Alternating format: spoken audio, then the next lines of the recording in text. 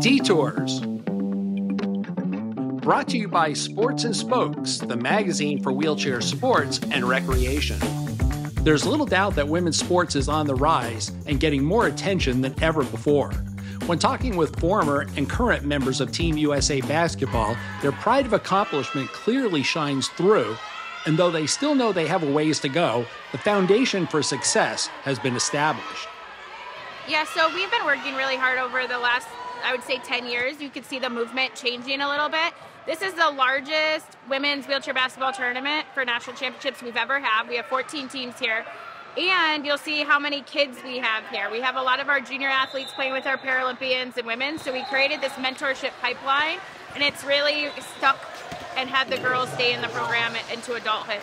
So I think I went to my first women's nationals when I was 16 years old, and I think there were maybe only 5 or 6 teams that went that year. And now, this tournament, I think we have 13 or 14 teams, which is crazy. That's about like 10 girls per team. So the sport has grown tremendously, and especially for women, and especially with the NCAA, like March Madness women are doing, and they had 14.2 million viewers on the women's side of like able-bodied basketball. It just shows that like women's sports are trending, they're popular, they're awesome to watch. So it's just super exciting growth for the sport.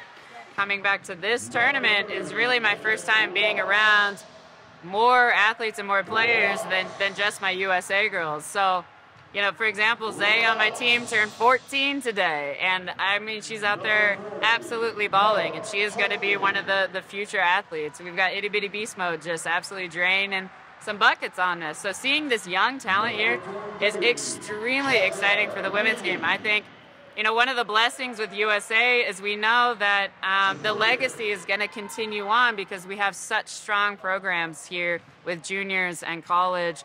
That when our vets are ready to step away and do something different, there's a ton of talent that's growing and ready to step into those shoes. So it's exciting to be around this, honestly. The days of making international teams as club players is becoming a distant memory. Now, as in most other sports, the collegiate world has become a necessity to groom the players in the high-level adaptive sporting world as well. Major universities such as Illinois, Alabama, Arizona, and many more have programs designed to both educate and support the up-and-coming adaptive athletes now and into the future. Like, we're starting to see college become like a pipeline to USA. We don't see a lot of girls that just come straight out of high school or that choose to go a different path and just make the USA team. I think, going to collegiate programs, you're playing every day, you're practicing. A lot of times this is like the first time playing on an all-women's team. Even my juniors program was co-ed, and I was actually the only female on the team. And so I think like you're starting to get the balance and starting to see like how we play the sport a little bit better. In order for us to have like the proper pipeline, I think our college system's our best bet. If you look at the United States team now, I think 11 out of the 12 athletes came from a college program. And it's just needed. Basically, if you want to be great at wheelchair basketball, there's a couple outlying dark horses like Natalie Schneider, amazing player, but you basically need to go to a college.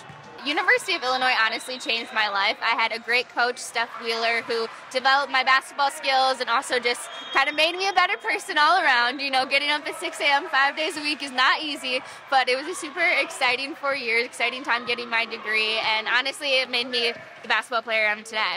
I think at Alabama we've built a really good program, especially since I've been there. I really, like the character of girls that we've been able to bring in, and I think bringing in a lot of U.S. talent is starting to kind of bleed into the U.S. program as well. We've got a few girls on the current team that are going to be playing in Paris, so yeah, I'm excited for them, but just excited for all the girls that get to represent their country in Paris.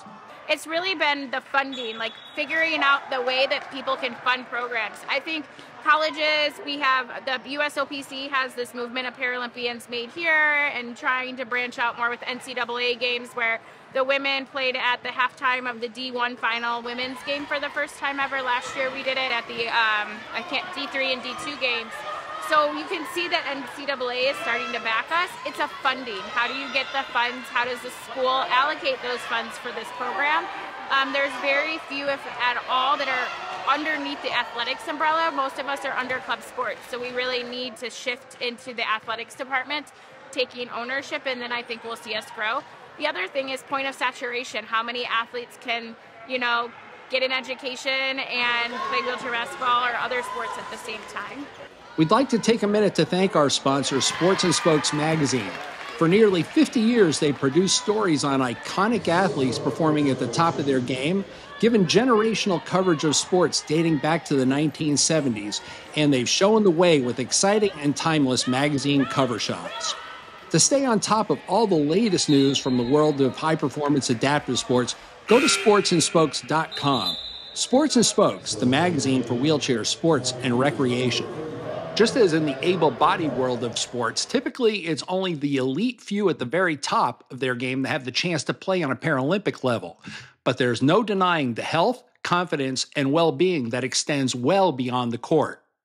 Sports has provided me so much and so many opportunities since I was young. I played soccer up until I was 19 and had my injury, and it taught me work ethic, it taught me team camaraderie, and it's taught me just countless lessons that are so important, not just within this sport, but also in the real world.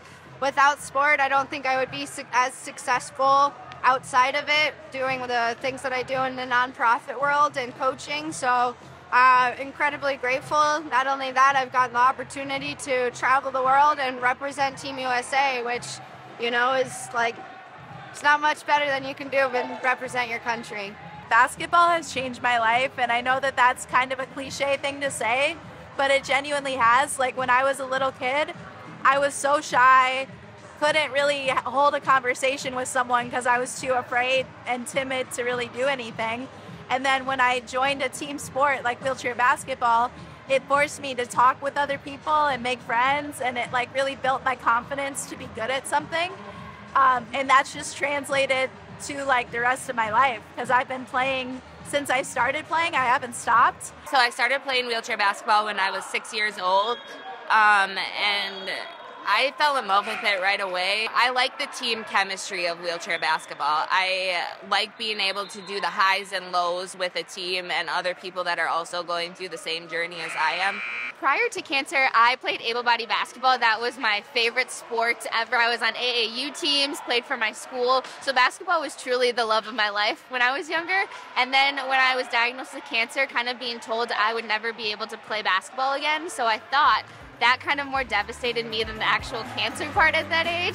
So finding wheelchair basketball years later, changing my life, kind of bringing back that passion, just was such a life changer and so amazing.